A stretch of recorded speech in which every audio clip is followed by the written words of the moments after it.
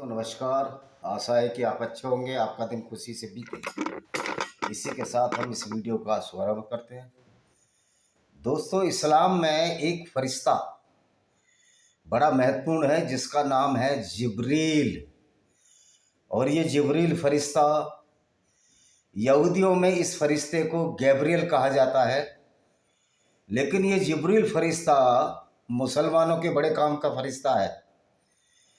ये फरिश्ता ऐसी ऐसी आयतें लाता था जो लोगों को कत्ल करने की बात करती थी। किन लोगों को? जो लोग इस्लाम को नहीं मानते थे, कुरान को नहीं मानते थे और मोहम्मद साहब की बातों को नहीं मानते थे, उनके लिए फरिश्ता काल बनकर आया। यानी उनके कत्ल की सारी आयतें अल्लाह की तरफ से जिब्रील फरिश्ता लाया, ऐसे इस्लाम के लोगों का मानना है।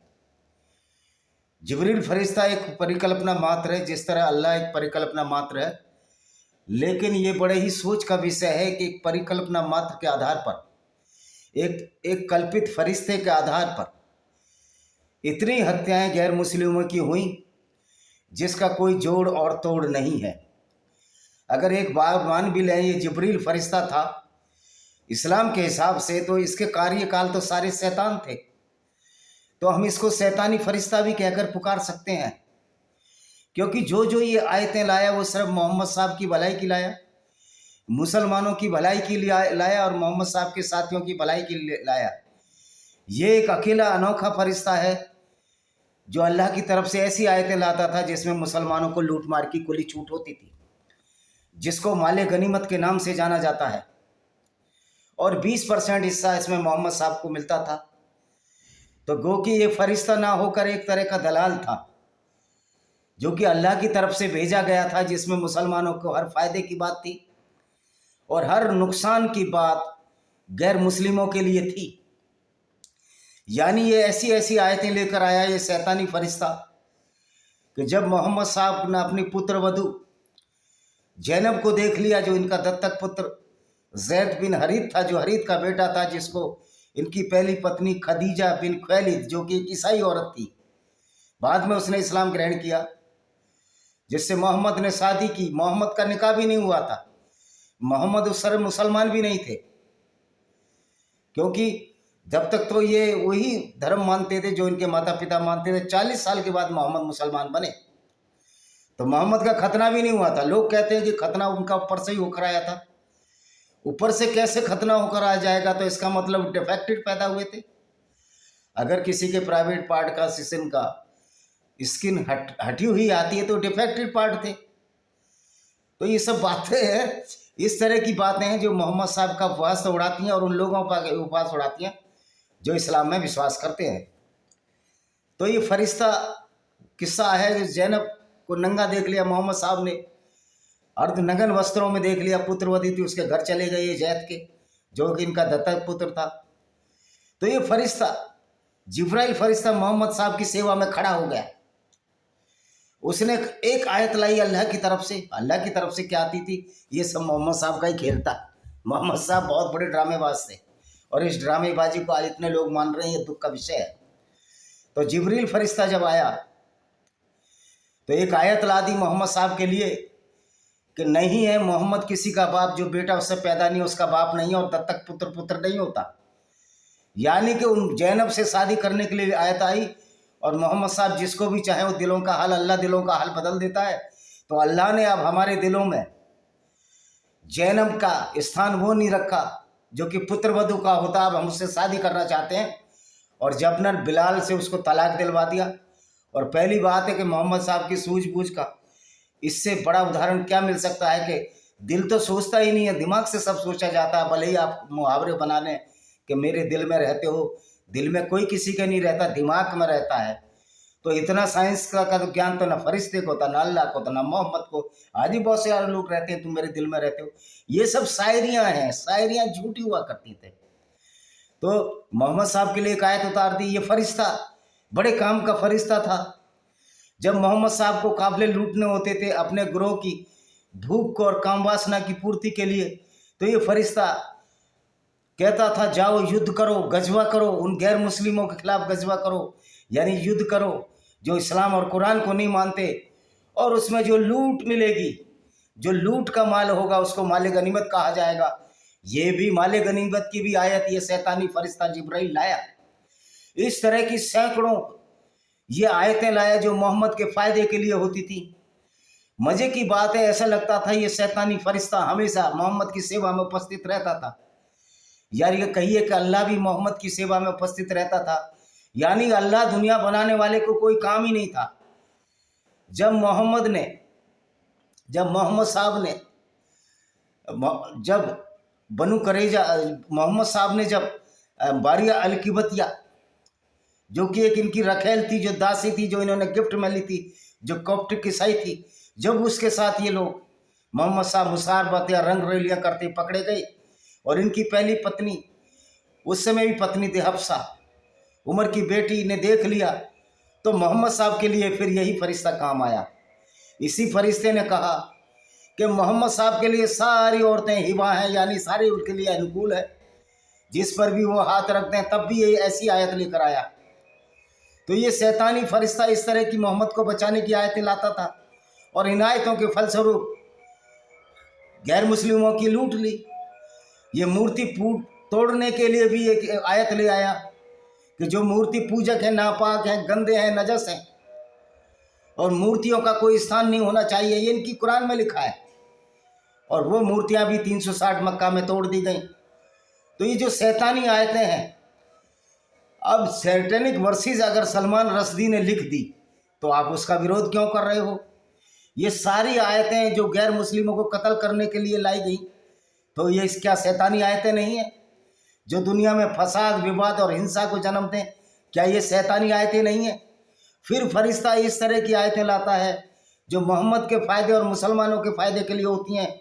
उसमें भले ही गैर मुस्लिमों का कितना भी लूटा जाए, उनको कितना भी माल अवस्वाब उनका लूट लिया जाए, उनकी मूर्ति तोड़ दी जाए, उनके गिरजे तोड़ दिए जाए, उनके मंदिर तोड़ दिए जाए, फिर भी ये फरिश्ता उस चीज़ को माल गनीमत और सही ठहराता, ऐसी आयतें लाता था। तो ये शैतानी फरिश्ता नहीं था? तो जिब्रील को फरिश्ता कहना भी एक नासमझी होगी, क्योंकि जिस जिब्रील की वजह से इतना खून खराबा, फसाद हुआ भारत में, हिंदू औरतों की इज्जत तक भी लूटी गई और जिसकी वजह से उनको जल जौहर और अग्नि जौहर करने पड़े, राजपूतों को क्षत्रिय बाना पहनकर आखिरी युद्ध लड़ना पड़ा और अपने सिरों का बलिदान देना पड़ा। गुरु गोविंद सिंह के चारों व्यक्तियों बेटों के बलिदान हुए, 2 बड़े तो युद्ध में बलिदानी हो गए और 2 को बलिदान कर दिया गया ठंडी जनवरी की रात में दीवारों में दबाकर। संभाजी राव के टुकड़े कर दिए गए, टुकड़े टुकड़े कर 20 दिन में औरंगजेब ने संभाजी राजे भोसले को कत्ल किया धीरे धीरे, और कभी कलश को अंधा करके आंखें फोड़ ली गई। इसी तरह पृथ्वीराज चौहान का असर हुआ।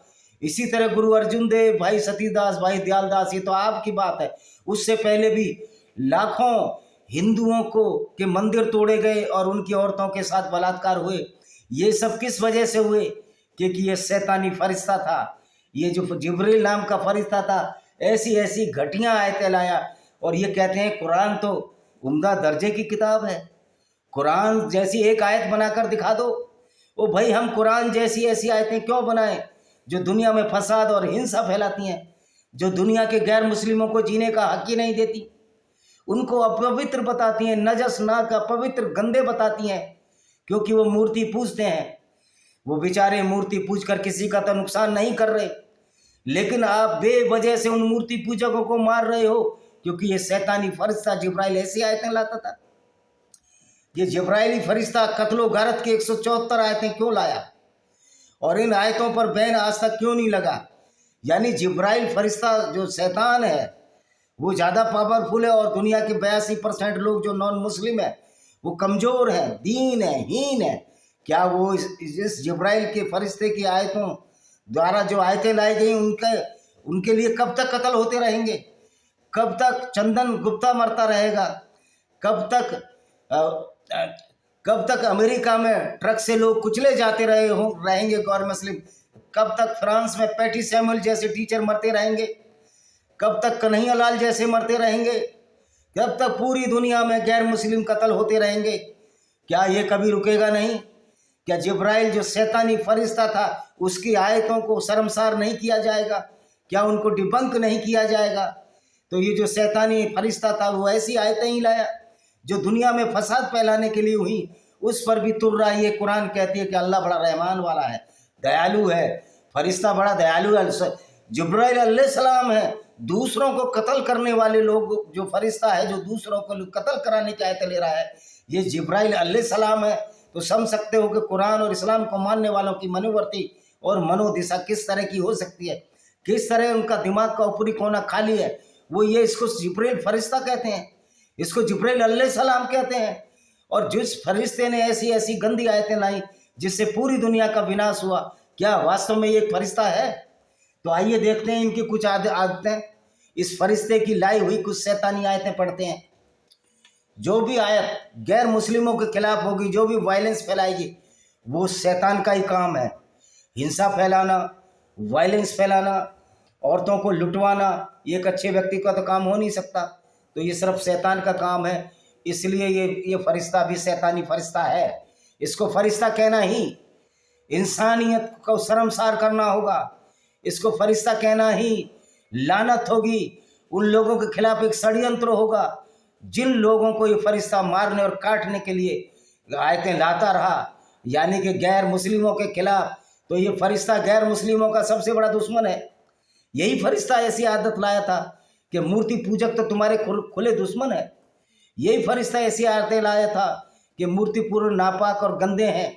यही फरिश्ता ऐसी आयतें लाया था कि गैर मुस्लिम स्त्रियों को अगर यौनदासी और रखेल बना लिया जाए तो उनकी इज्जत से छेड़छाड़, उनको बदनाम करना, उनके साथ गलत व्यवहार करना जायज़ है।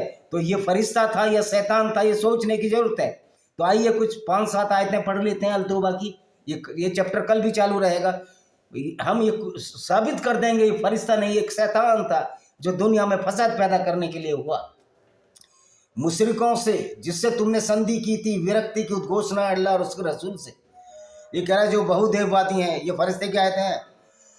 अब जो संधि की है, हम संधि को तोड़ते हैं मुसलमान, क्योंकि मोहम्मद को चुन लूट रही थी कि अगर जिससे संधि करते उसको लूट नहीं सकते थे, क्योंकि फिर फरिश्ता ऐसी आयतें नहीं लाता। लेकिन फरिश्ता फिर भी ऐसी आयतें लाता था, कह रहा आप इनसे सब कुछ इनका लूट लो, फिर भी आपको पूरा हक है कि आप इनकी औरतों को गुलाम बनाओ, इनके मर्दों को कत्ल करो अगर इस्लाम न फैलाएं। ऐसी ऐसी आयतें लाए जिसमें 2 ही शर्तें, either you have to convert into Islam, या तो तुम्हें इस्लाम में जाना है या फिर कत्ल होना है। और जो जजिया टैक्स था उन पर लगाया जाता था, जो पीपल ऑफ बुक्स थे, यानी ईसाई और यहूदियों। लेकिन हिंदुओं की स्थिति तो इससे भी बदतर है। सबसे निचले दर्जे के हिंदू नापाक और पवित्र हैं कुरान के हिसाब से। यद्यपि हिंदुओं का नाम नहीं आया, लेकिन जो मूर्ति पूजते हैं वो नापाक है, गंदे हैं, और जो किताब में जिनका नाम नहीं है उनको जजिया देने के बाद भी कत्ल किया जा सकता है। तो स्थिति हिंदुओं की बड़ी खराब हुई।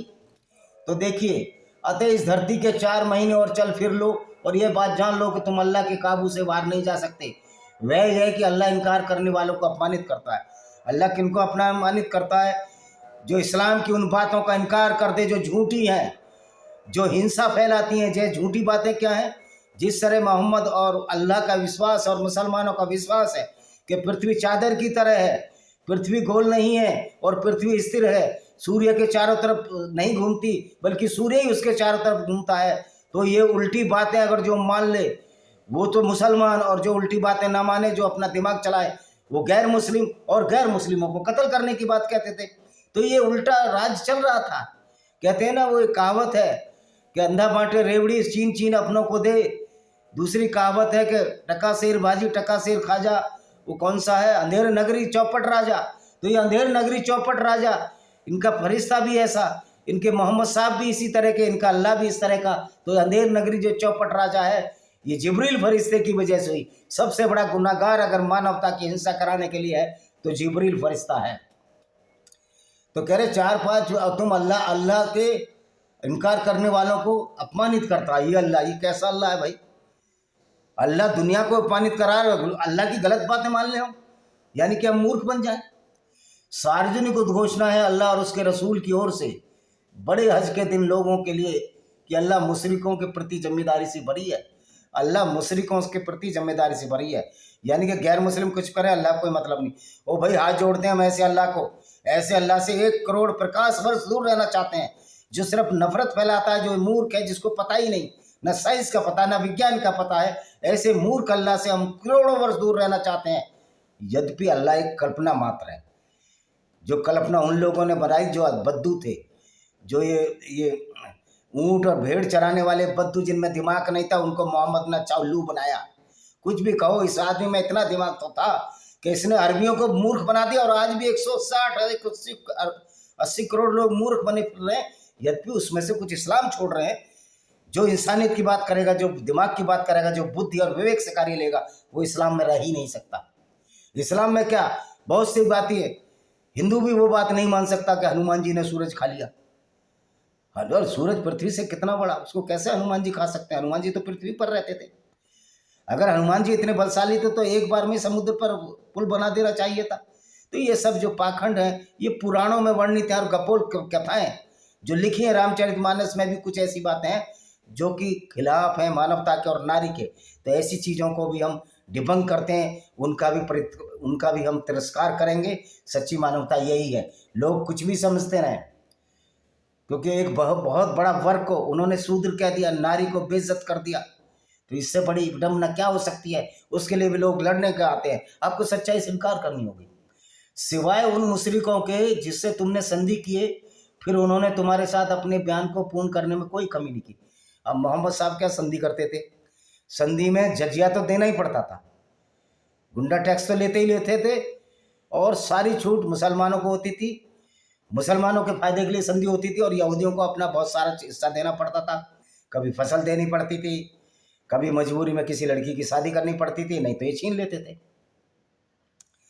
और तुम्हारे विरुद्ध किसी की सहायता की तो उसका नाम संधि उन लोगों के पूरा करो। अगर तुम्हारे विरुद्ध किसी ने सहायता की, यानी जब मोहम्मद साहब का काम ही लड़ाई था, कह रहा अगर तुम्हारे विरुद्ध दूसरों की सहायता नहीं की तो अभी हमें संधि तोड़नी है। उस टाइम तक निश्चय ही अल्लाह से डर रखने वाले प्रिय हैं। अल्लाह से डर रखने वाले प्रिय हैं, यानी मुसलमान प्रिय हैं अल्लाह को ऐसे लोग चाहिए जो काफिरों को कत्ल ही करते रहे।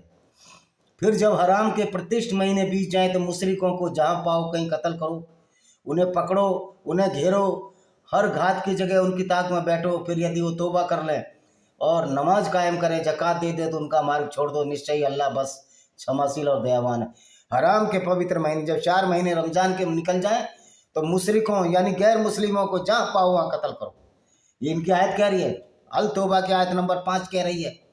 और उन्हें घेरो, उनको घेर लो, उनकी घात लगा कर बैठो। लेकिन अगर मुसलमान बन जाए, यानी कि मोहम्मद के काफिले में शामिल हो जाए, मोहम्मद के काफिले में मोहम्मद की मदद करें, गैर मुस्लिमों को लूटे, उसमें से भी हिस्सा इनको मिलता था। मोहम्मद साहब को 20% जो मोहम्मद साहब के साथ लूट किया करते थे, और अल्लाह के नाम से इसको मालिक गनीमत कहा गया। निश्चय ही अल्लाह बड़ा दयावान है, क्षमाशील है। अल्लाह क्षमाशील नहीं है। अल्लाह सिर्फ क्षमाशील ये है जो कि हर गैर मुस्लिम मुसलमान बन जाए और वो भी लूट में शामिल हो जाए, कत्लो गारत में शामिल हो जाए, हिंसा में शामिल हो जाए। ऐसी आयतें लाता था ये शैतानी फरिश्ता। और यदि मुशरिकों में से तुमसे कोई शरण मांगे तो उन्हें शरण दे दो, यहाँ तक कि अल्लाह की वाणी सुन ले। शरण कब देनी है मुशरिकों में से, गैर मुस्लिमों से? जब वो मुसलमान बन जाए, जब ईमान लाए, जब 5 कलमे पढ़ ले, 5 कलमे इनके 5 और 6, नमाज कायम कर ले, अल्लाह की वाणी सुन ले। अल्लाह की वाणी कौन लाता था? जिब्राइल लाता था। अल्लाह की क्या वाणी थी?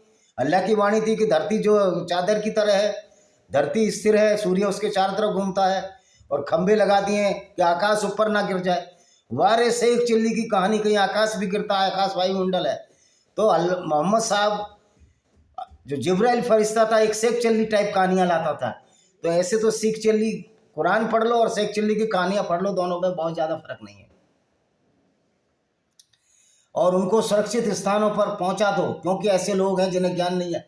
यार उन बेचारों को ज्ञान नहीं है कि अल्लाह की सेवा में क्या क्या करना पड़ता है।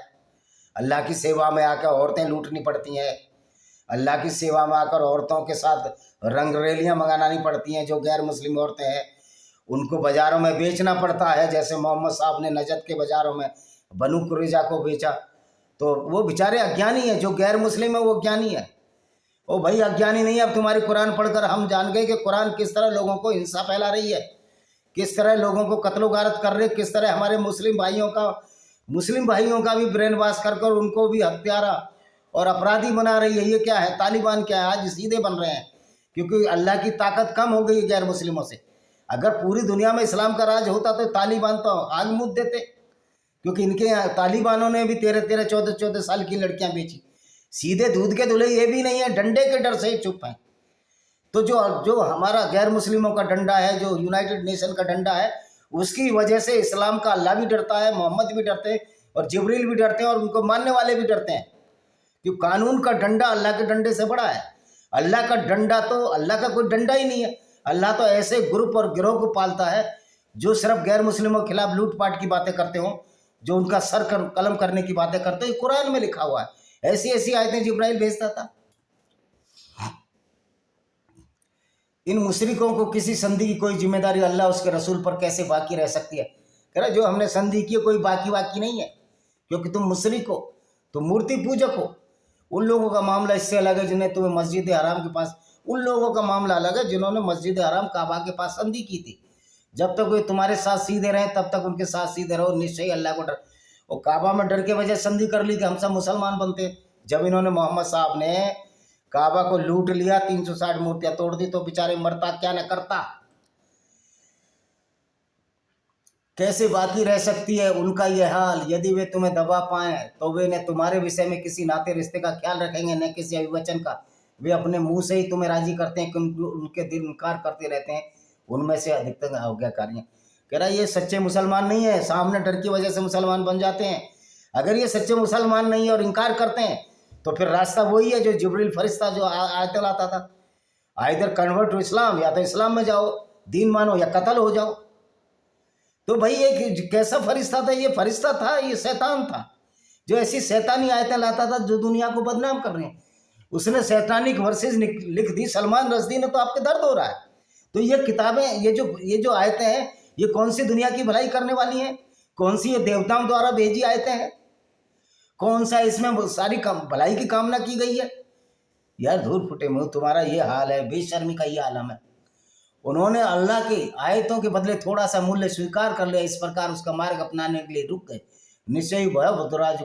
कह रहा उन्होंने अल्लाह का रास्ता नहीं अपनाया, थोड़ा सा पैसा वैसा मिल गया। हाँ, अल्लाह का रास्ता अपनाते तो बहुत ज़्यादा मिलता। क्या मिलता? पूरी लूट की छूट, लूट की छूट, लूट ही लूट सेल लगी हुई है। मोहम्मद साहब के यहाँ ऐसी ऐसी आयत आई कि लूट की सेल लग गई, लूट के मार्केट खुल गए, लूट के गिरोह बन गए। और वो गिरोह किसको लूटते थे? जो बेचारे काफिले जाते थे मक्का मदीना में यहूदियों के, उनको मोहम्मद साहब और उसके साथी लूटते थे। और उसमें से जो लूट का माल मिलता था उसे अल्लाह की रहमत, अल्लाह की दया मानते थे। यानी कि आयतों को इनकार तो बेचारे ने, किसी ने इसलिए स्वीकार नहीं किया भाई हमें मुसलमान नहीं बनना, तो ये बड़ा पाप है। लेकिन आप दूसरों को लूटो मुसलमान बनकर, तो उसमें ज़्यादा छूट है। मुसलमान ना रहने में कम फायदे थे, मुसलमान रहने में लूट ही लूट थी। गुंडा टैक्स जजिया लो, उनकी औरतों के साथ गलत काम करो, उनकी औरतों को यूज करो, उनको बाजारों में बेचो, फायदा ही फायदा था। तो मोहम्मद ने जो ये दीन चलाया, ये ऐसे दीन था जिसमें फायदा ही फायदा, लूट ही लूट, अल्लाह की लूट। और ये लूट की आयतें कौन लाता था? मोहम्मद लाता था। हाँ, जिब्रील फरिश्ता लाता था।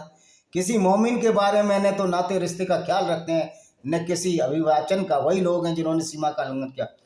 भाई मोमिन के बारे में क्या ख्याल रखें?